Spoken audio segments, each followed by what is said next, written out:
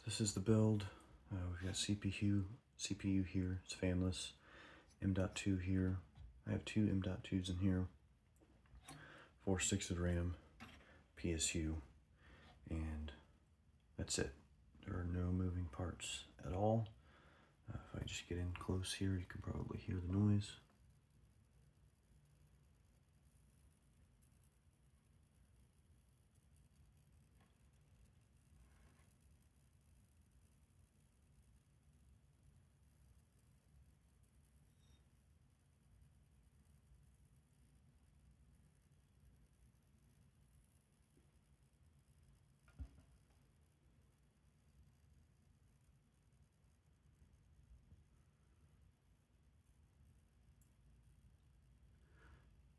It's hard to pinpoint. I can't tell where it's coming from, but